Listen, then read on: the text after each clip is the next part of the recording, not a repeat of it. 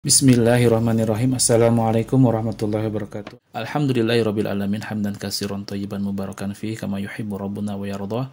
Asyhadu an la ilaha illallah wa asyhadu anna Muhammadan abduhu wa rasuluhu ma ba'd. Santri yang semoga Allah Ta'ala muliakan, alhamdulillah kita lanjutkan pelajaran Al-Muyassar fi Ilmin Nahwi. Kita sudah sampai pada pembahasan mansubatul asma. Akan tetapi sebelum masuk kepada pembahasan tersebut, mu'alif memberikan penjelasan tambahan, yaitu tentang pembagian isim berdasarkan jenisnya. Pembagian isim berdasarkan jenisnya ada dua macam, yaitu yang pertama an-nakiratu dan yang kedua adalah al-ma'rifatu. Nakiroh dan ma'rifat. Apa perbedaan dari keduanya? Mu'alif akan memberikan penjelasan lebih lanjut. An-nakiratu ini, nakiroh kita bisa maknai dengan isim yang masih sifatnya umum, tidak ditentukan dengan jelas.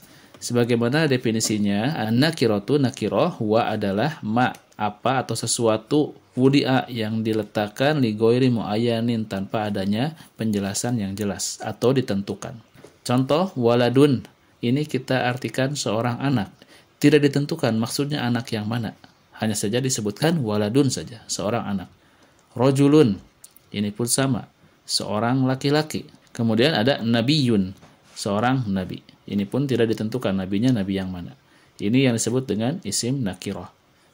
Yang menjadi tanda dari isim nakiroh itu adalah dia berharokat tanwin.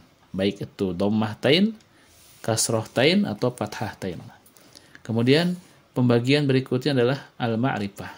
Al-ma'rifah atau ma'rifat, huwa adalah apa yang atau sesuatu, wudi'a yang diletakkan li muayyanin kepada sesuatu yang dijelaskan atau yang ditentukan. Contoh Muhammadun, ini adalah nama orang. Nama orang tentu saja merupakan sesuatu yang dikenali. Walaupun ada tanwin di sini, akan tetapi kita tahu bahwasanya nama Muhammad itu sudah ditentukan. Aisyatu, ini pun sama. Abuka, ini pun sama. Kenapa abuka masuk kepada isim ma'rifat? Nanti ada penjelasannya pada halaman berikutnya. Baik. Jadi kita di sini kenali dulu apa yang dimaksud dengan isim nakiroh dan apa yang dimaksud dengan isim ma'rifat. Nakiroh adalah sifatnya umum, belum ditentukan kepada siapa yang dimaksud tersebut. Adapun ma'rifat itu sifatnya sudah ditentukan secara jelas. Selanjutnya ada penjelasan tentang anwa'ul ma'rifat atau macam-macam atau jenis-jenis isim ma'rifat. Apa saja? Yang pertama adalah ad-domiru, yaitu domir. Domir kita sudah kenal ya, dari mulai huwa, huma, hum, hiya, huma, hunna, anta, antuma, antum, anti, antuma, antunna, ana, nahnu. Semuanya itu adalah isim ma'rifat karena termasuk isim domir. Di sini mulai memberikan contoh anta, nahnu, ana, hiya. Ini adalah anggota dari domir yang merupakan isim ma'rifat. Kemudian yang kedua, isim ma'rifat berikutnya adalah al-alam, yaitu nama. Nama ini terbagi menjadi tiga. Yang pertama adalah ismun karimun, nama yang mulia. Contoh Muhammadun, Aliyun, Maryamu, ini maksudnya nama seseorang yang membuat orang yang memiliki namanya itu merasa dimuliakan dengan nama tersebut. Muhammadun, Aliyun, Maryamu, termasuk nama-nama kita, itu pun termasuk kepada isim ma'rifat. Yang kedua adalah kunyah. Kunyah kita sudah tahu ya, seperti halnya Abu Sa'idin, Ummu Salamah. Nah, ini semuanya kunyah.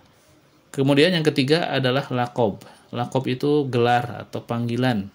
Contoh di sini Syamsuddin, Komaruddin, ini adalah gelar-gelar yang diberikan kepada para ulama yang memiliki cahaya ilmu yang sangat terang, nah memiliki faidah yang sangat besar bagi umat, bagi kaum muslimin, maka biasanya digelari dengan Syamsuddin. Demikian pula Komaruddin. Nah, ini semuanya isim ma'rifat. Jenis isim ma'rifat yang ketiga yaitu ismul isyarah. Apa itu ismul isyarah? Ini adalah kata tunjuk.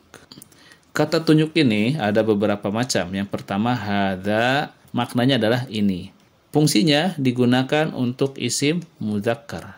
Adapun hadhihi, maknanya sama, ini, tapi digunakan sebaliknya, yaitu untuk muannats.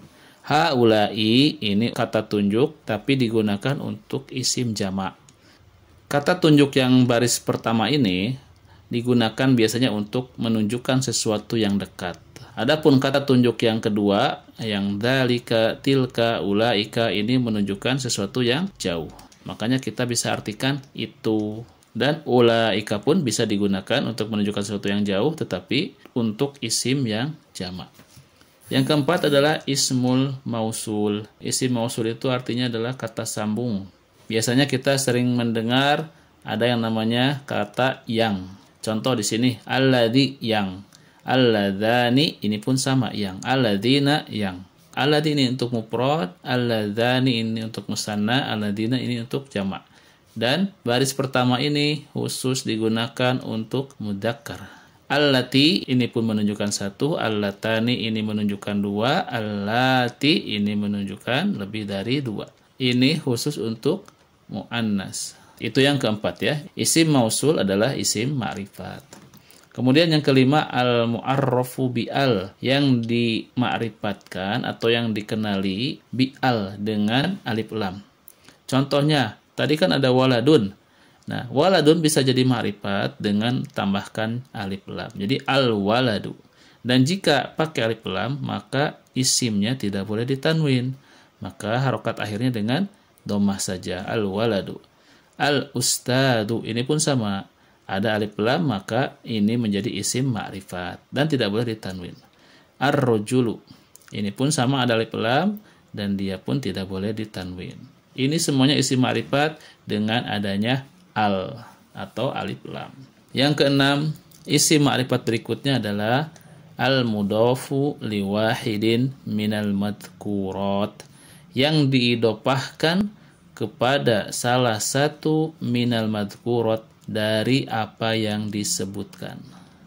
Maksudnya mana yang disebutkan? Yang 5 tadi, isim dhamir, al-alam, isim isyarah, isim mausul, dan al-mu'arraf bi'al. Jika ada isim yang dia nakirah namun diidhofahkan kepada salah satu yang disebutkan, maka dia menjadi ma'rifat. Contoh, daftaru. Nah, ini awalnya daftarun, tapi diidhofahkan kepada ka yang merupakan isim dhamir, ini isim dhamir, maka daftaruka ini menjadi isim ma'rifat. Demikian pula daftaru, ini kan isim yang nakirah. Daftaru itu buku tulis siapa? Kan kita nggak kenal. Ketika diidhofahkan kepada nama ya al-alam aliyin, maka daftaru aliyin ini adalah isim ma'rifat. Kemudian contoh yang lain, daftaru ini sama nakirah, diidhofahkan kepada isim isyarah. Ini hada, ini isim isyarah. Maka daftaru hada ini isim ma'rifat juga. Kemudian daftaru ini isim nakirah, ketika diidhofahkan kepada isim mausul, nah, alladzi ini isim mausul, maka daftarul ladzi ini isim ma'rifat. Jadi setiap isim yang lain yang sebelumnya nakirah namun diidhofahkan, disandarkan kepada isim-isim yang disebutkan tadi yang 5, maka gabungan dari mudhof dan mudhof ilaih itu ya, gabungan dari idhofah tersebut merupakan isim ma'rifat. Dan ingat, satu hal yang perlu diketahui, bahwasanya ketika suatu isim diidhofahkan, ya, yang namanya idhofah itu terdiri dari 2 jenis kalimat. Yang pertama disebut dengan mudhof, yang kedua disebut dengan mudhof ilaih.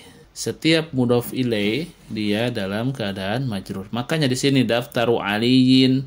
Akan tetapi untuk isim dhamir, kemudian isim isyarah, yang ini isim mausul, karena dia mabni maka tidak kelihatan tanda jarnya, disebabkan ini adalah isim-isim yang mabni. Akan tetapi secara mahal, secara kedudukan di dalam kata-kata ini, dia dalam keadaan majrur sebagai mudhof ilaih dari isim sebelumnya.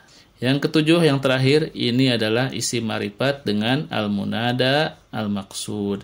Nanti al-munada kita akan belajar pada mansubat ya. Al-munada itu ada 5 jenis, dan yang menjadi salah satu munada yang ma'rifat adalah al-munada al-maqsud, yang ditentukan maksudnya kepada siapa. Contoh di sini ya ustadu, ya waladu. Ustadu ini munadanya. Adapun ya-nya ini huruf nida namanya. Kita bisa tahu ustadu ini isim ma'rifat dengan adanya tanda, yaitu dhammah. Dia mabni mansub di atas tanda rofa'nya. Jadi ada tandanya bahwasanya ustadu ini adalah al-munada al-maqsud. Nanti kita akan pelajari lebih lanjut pada pembahasan al-munada. Taib, itu saja pelajaran pada hari ini tentang isim-isim ma'rifat, yang mana isim ma'rifat itu adalah isim-isim yang terdiri dari Pertama, isim domir. Yang kedua, isim alam atau nama. Yang ketiga, ismul isyarah, isim isyarah. Yang keempat, isim mausul. Yang kelima, al-mu'arraf bi'al. Dan yang keenam, yang diidhofahkan kepada salah satu yang disebutkan tadi, yang 5. Dan yang terakhir adalah al-munada al-maksud. Adapun nakirah, tidak ada penjelasan lebih detail ya. Hanya saja selain dari 7 jenis isim ma'rifat ini, maka itu bisa dimasukkan kepada kategori isim nakirah. Demikian saja ya penjelasan pada hari ini. Semoga bermanfaat. Sampai jumpa pada liqa. Insyaallah akan anak sampaikan, akan anak tanyakan beberapa hal tentang materi ini. Semoga antum semuanya bisa memahami dan bisa menjawabnya dengan lancar. Demikian, subhanakallahumma wa bihamdika asyhadu an la ilaha illa anta astaghfiruka wa atubu ilaik.